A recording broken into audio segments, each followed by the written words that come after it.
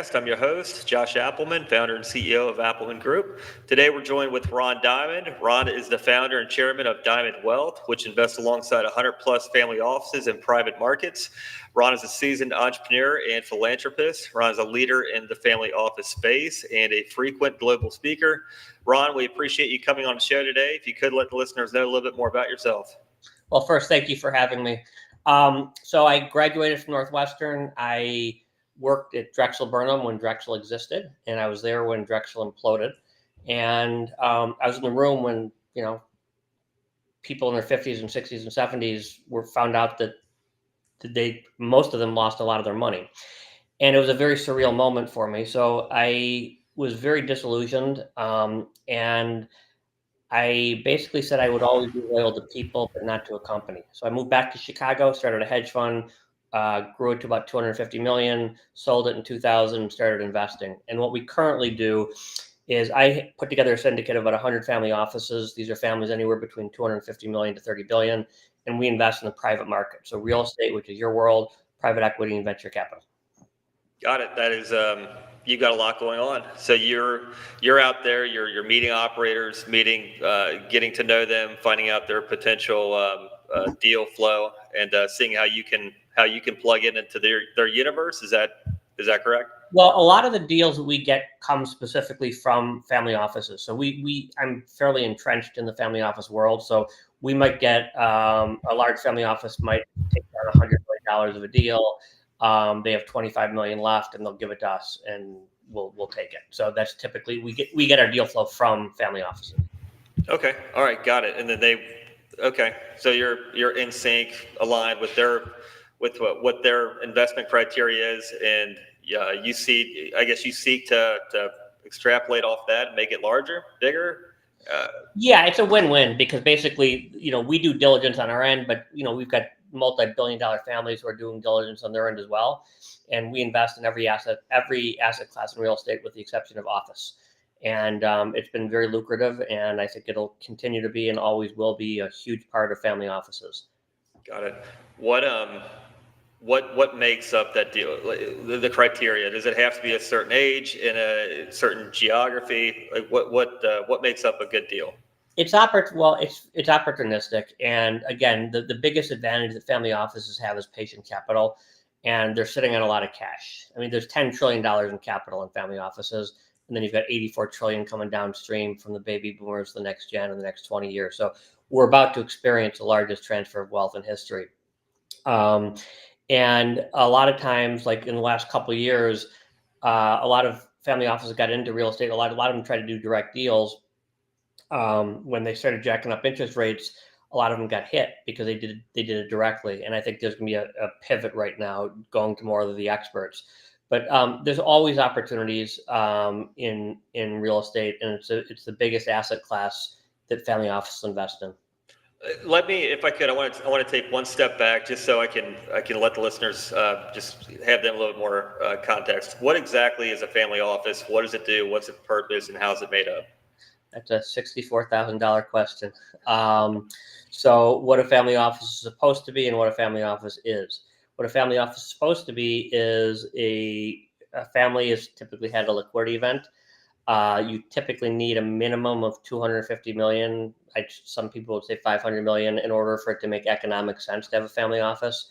And the goal is to take assets that you've gained from the liquidity event and invest in various asset classes, put together philanthropy, do some estate planning, do some wealth transfer, put some governance in place, and make this last generations.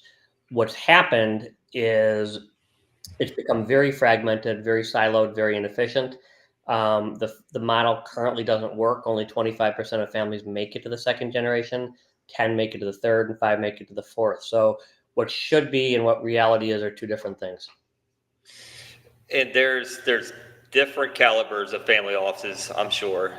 Some that are better than others that operate different than others. No good, bad, or indifferent. But what if somebody just had a liquidity event? They're looking to get into. They want their wealth to be in a family office or find one or create one. What would be the strategy to go after and find what they need. Well, first, let me start by saying I'd say almost 85% of the family offices, at least in my opinion, shouldn't exist um, for various reasons. They don't have the infrastructure. A lot of family offices have less than $250 million and do it, but they're better off in a multifamily office. So there's the whole range of reasons why I think the vast majority shouldn't have it. But those that do, because they've got patient capital, they've got huge access and a huge advantage over the private equity and venture capital firms who have a shot clock on it. So I think in general, the fact that they've got patient capital and are very opportunistic, that's really what sets family offices apart from private equity, venture capital, and sometimes investing in real estate. And you mentioned time, so they're not out there looking for deals to flip. They're looking for long-term appreciation. They're looking for performance over a long period of time, and more than anything, they're looking for time to take care of the investment, not something that's just going to be a quick win. Right. So IRR is a moot point for a family office because remember, family office is looking at 100 years, not 100 days or 100 months. So the biggest, like I said, the family offices. If you look at what's happened in the private market, so let's just look at private equity, and it's somewhat akin to with real estate too. But what's happened is a firm will buy a privately held company and hold it, and they're going to hold it and they're going to sell it in 3 to 5 years because that's how they're compensated. And then they're going to sell it, and a lot of times they're going to sell it to a second private equity firm, and they're going to hold it 3 to 5 years because that's how they're compensated. So if you look over the 20-year period, you could see one company change hands 3 to 4 times. And if you look at the taxes and the friction and the inefficiency and the disruption in business versus a family office who simply wants to buy it, hold it for 20 years, let it compound, the results aren't even close. So a family is looking for long-term, and most of the people are looking more for short-term and more IRR multiples. What would be some of the metrics of a return that they're looking for? Is it just a long, more than you can get, of course, in a CD? Is it 6%, 7%? No, I think look, the goal of most family offices is to get anywhere between 15 to 20% return on their capital. Doesn't always happen, but that's really the stated goal. And then they also have to understand that some family offices are looking for wealth preservation, so they're going to be much more conservative. Some family offices are very aggressive and want to triple their assets. So it really depends on what their goals and objectives are. Got it. What have you seen happening with family offices and let's just say multifamily in the past, let's say 18 months? Most they've gotten killed. So a lot of the family offices, and this is a great opportunity for people who are raising money from who are experts in real estate, because I think what happened is post-crash, pre-COVID, I don't care what you invested in, interest rates were zero. Everything went up. Private equity, venture capital, real estate. I mean, it wasn't easy, but it wasn't hard. It was much easier to make money in real estate in multifamily when interest rates are zero. And then, so a lot of these families basically said they're going to bypass the experts and they're going to invest directly. And their thought process was, why should I pay somebody 2 and 20 if I could make money and not pay anything? And they were right until they were wrong. And what happened about 2 years ago when they started jacking up interest rates is a lot of these people, unless they made their money in real estate, which a few did, but most family offices didn't make specifically in the real estate, they're in way over their skis. And now they're not going to know how to refinance. They're underwater on a lot of these deals. So I think what's going to happen is it's going to be a pushback, and a lot of the family offices who tried to direct deals are not going to go back to the experts, which are probably some of your listeners, and invest there. So I think it's a good opportunity for people who are looking to raise money from family offices, because family offices, particularly in multifamily office, particularly in the last 2 years, have really been burned if they did it directly. So you say the experts, so are you saying the syndicator that's set up as the operator that's managing third party or has property management as an arm of their company? I'm saying the GP, the person who's operating, who's an expert, and they basically have a fund investing in multifamily real estate or different kinds of real estate assets.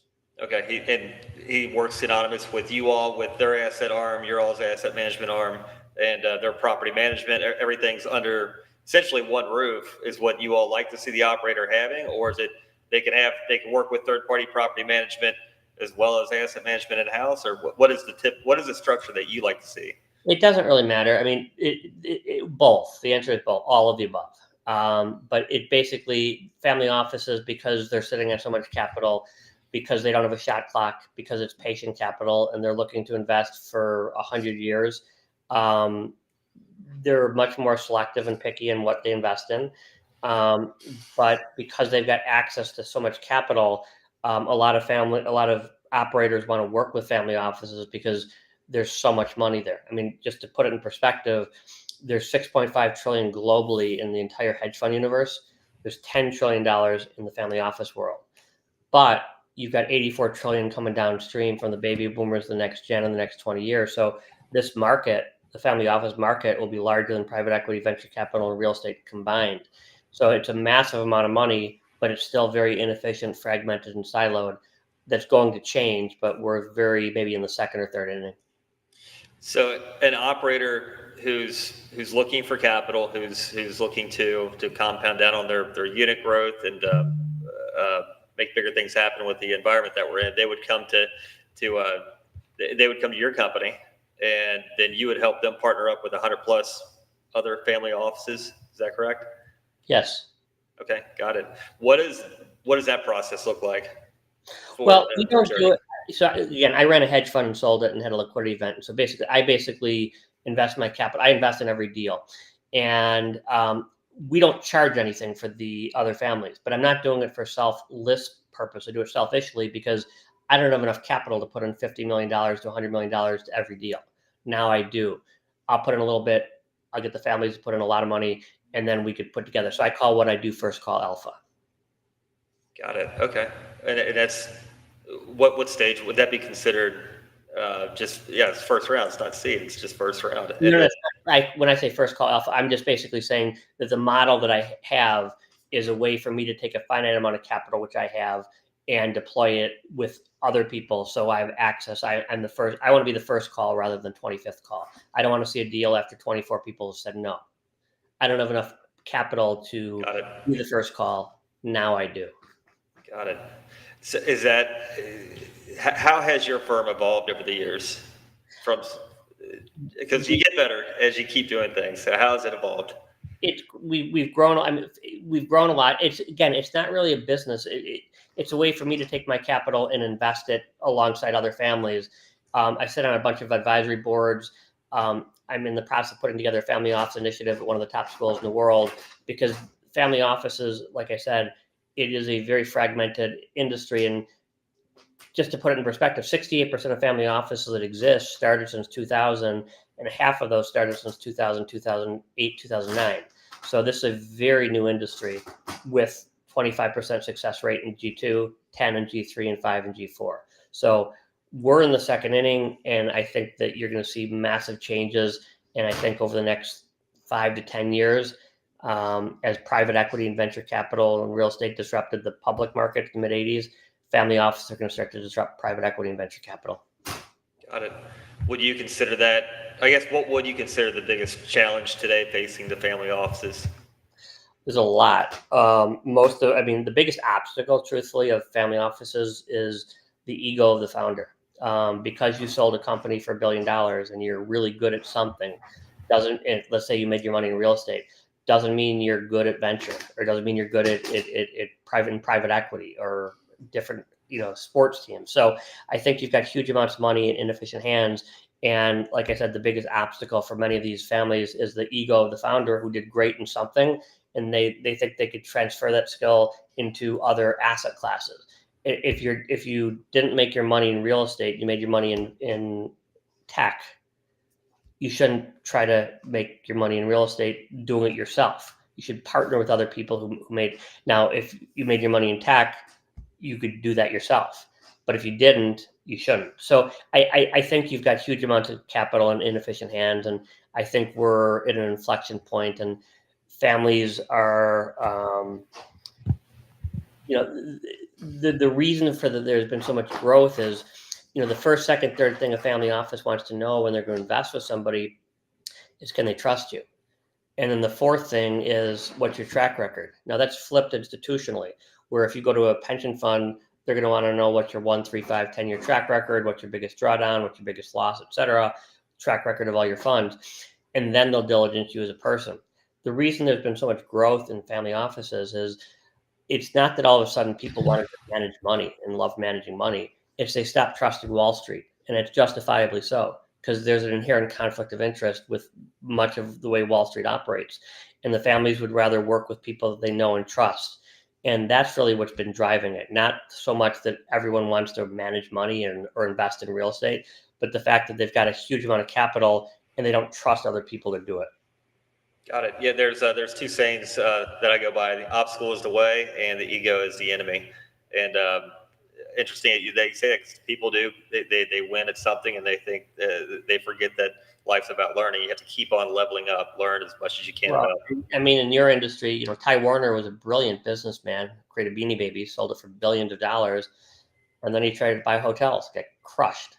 So again, he's a brilliant guy, and he's a very thoughtful person, but because he made billions of dollars in a niche company, which he did incredibly well, doesn't mean he could take that and invest in hotels, the Four Seasons. And we saw what happened. So that's just an example of, I think, what's wrong with the industry. Yeah, and operator that comes in very different ways. Expertise, you can go a mile deep or a mile wide. And what is your feeling on the hotel space right now? I think there's always opportunities. I think I'm bullish on hotels. I think in general, there's a lot of operators that are not good, but there's a lot of operators that are good. And those that are, that have a good track record, I think people are wanting more experiences. People after COVID still want to get out. I think more and more there's still some of that effect coming on. So I think in general, the hospitality, the hotel industry in general is a good industry to be in. Yeah, I agree. I think everything's cyclical, but there's different things that can spike certain industries quicker than others.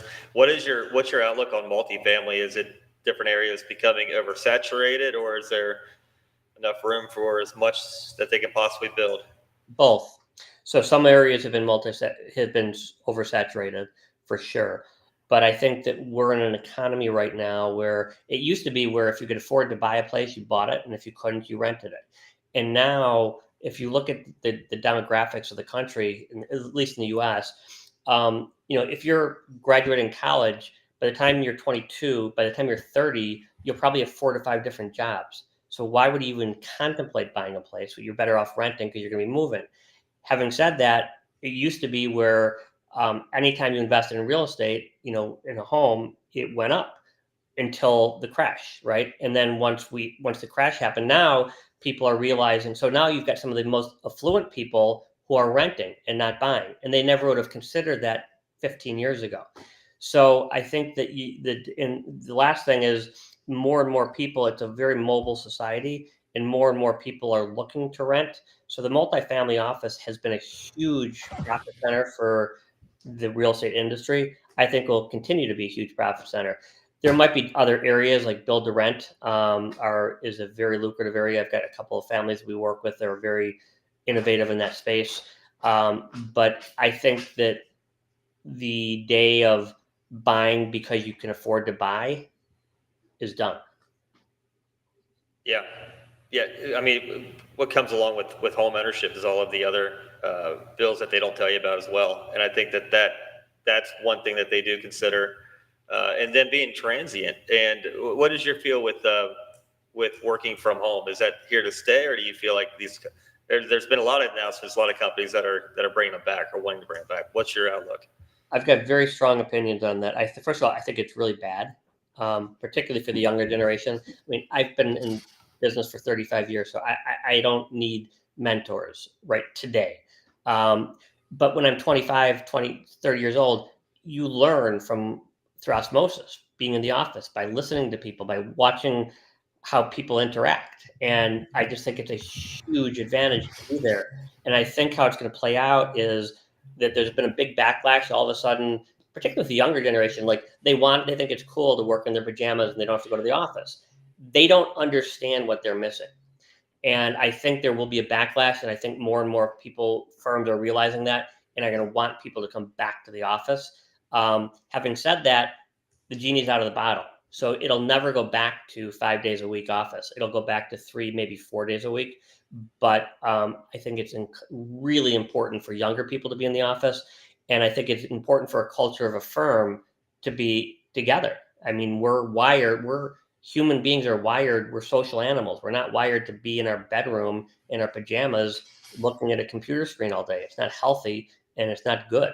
So I think that there's going to be a backlash. It'll change a lot. Yeah, I totally agree. I couldn't agree more. We meet here at the office every single morning, 7:30 stand-up meeting. We do have a few people that come in. We have the Zoom and everything, but you get the amount of information you can intake just by walking by and hearing conversation. I mean, you're not going to get that anywhere else. It's just you can't, and it's just overhearing something. Oh, hey, I heard you say this. Have you thought of this? I just and again, I go back to the younger people. It's imperative for the younger people. They don't know what they're missing, and I think how it's going to play out is the younger people who do go to the office are the ones who will get promoted, and the ones that don't get to the office in general are the ones that won't. They're not going to develop the relationships. The business is a relationship business. It's hard to have a relationship over a computer. I mean, we're having a podcast right now, which is great, but if we did this in person, it would be that much more effective. Yeah, people feed off other people's energy, and you can't get that. You can't get that through the screen. It's just there's just a certain energy that comes into the room, and the ideas that spring up, and just through conversation. But ultimately, the damage has been done, and it's not going away, like you had mentioned. And now it's learning how to cope with what we have, and figure out how it is going to change the landscape, make the landscape better, more efficient. Now, having said that, though, I mean, for me, it's better, right? I mean, so I don't have to commute. I'm at my home office today. I have 2 offices, and I go there a lot. But for people who've been in business for a while, I think it's great. And then you could be, a lot of people become. We live in Illinois. A lot of people are Florida residents, so they're there 6 months. So you don't physically have to be there. And if you've already got the clientele and the relationships, I think this is a great thing. It gives you flexibility, but I think in general, it's not healthy. And in general, you're going to see a lot of these companies push back, and I don't think they could demand it or force it, but they're going to strongly encourage it and figure out ways to incent people to come back to the office. I think that's how it's going to play out. Yeah. Well, yeah, and if not, they're going to be the last to know, and ultimately, it's I'm not going to say a phase. I think it depends on how much performance you're bringing to the organization too. I mean, if you're out just getting it every single day, you can't replace a person that brings high performance, high energy to a firm. But for the ones that just don't check in, don't bring any new energy, new ideas, new innovation, then that's just the way it goes, anyways. What is your feeling on ChatGPT, AI, and other things that are coming down a pipe that are ultimately creating a lot more efficiencies, a lot more innovation, and being able to utilize that in firms? I gave a keynote at Stanford University, and I had the professor who spoke right before me had a picture of fire, a picture of a wheel, the word internet, and the word artificial intelligence. And what he was saying is, as transformative as fire was for society to develop, and then the wheel, and then the internet, this is how transformative artificial intelligence will. It's going to completely be it'll be a complete game changer. I think it'll be a bigger game changer than the internet. The positives are things like healthcare, where you could just throw a lot of data. I think we're going to be able to solve some of these diseases, and that's a great thing. I think that there'd be a tremendous amount of benefit that happens from artificial intelligence. I think people have no clue on, in general, the power and how transformative this is going to be. So if I told somebody in 1990 that the internet was going to change the world, what does that mean? I mean, for tech people, they get it, but most people don't. I think this will be more transformative because the ability to accumulate incredible amounts of data instantaneously and then apply that, and then they're learning and it's getting smarter. So things like ChatGPT, which I play around with a lot, I could write, I could, you could tell me your name, where you're from, where your parents are from, 5 character traits, and I could write a 5-page essay about your family that's exactly what your family is like. So it's powerful, and I don't think people realize quite how powerful it's going to be. But it'll be a game changer. Yeah. You still need an operator to put in the commands, we'll call it, the You prompts. you need to you need the right, you need the person to be able to ask the right questions, Yeah. and then they ask the right questions, then you have to ask more right questions, and so you do need a conductor to do that. So it's not like you could just go to AI and say, "Hey, solve cancer," but you could go there and talk with one thing and then ask other questions and then iterate from there. So I think it's going to be, um, I just I'm extremely excited to see how it plays out because it will be more transformative than the internet. What do you think happens to the jobs landscape? Customer service is of course going to be wiped out in a sense because Yeah, I mean, why paralegal's not going to exist? I mean, why do you could do it on a computer like that? Why pay a paralegal? Um, trust title companies. I mean, there's a whole bunch of industries that are not going to exist. Now, having said that, there will also be new industries that come forward and where people can invest, can do it. But if you don't plug in, it's like if you closed your eyes and pretended the internet didn't exist, you were left far behind. And I think the same thing's going to happen with artificial intelligence. There is going to be disruption. There will be some bad actors, and bad things will happen, and there will be bad consequences for certain jobs. But in general, it's going to be so transformative that if you understand it's not probably happening, it is happening, and it can't not change the world drastically. As long as you get ahead of that, you could work with it, not against it. yeah, I totally agree. And now is definitely the time. The younger generation, up and coming, that are almost born with a tablet in their hand. My kids, they their their future is going to be wildly different than I think that we can imagine. But a lot of, like you said, a lot of opportunity comes along the way as well. It's just one. It's what goes with it. Um, what do you feel about tokenization with real estate?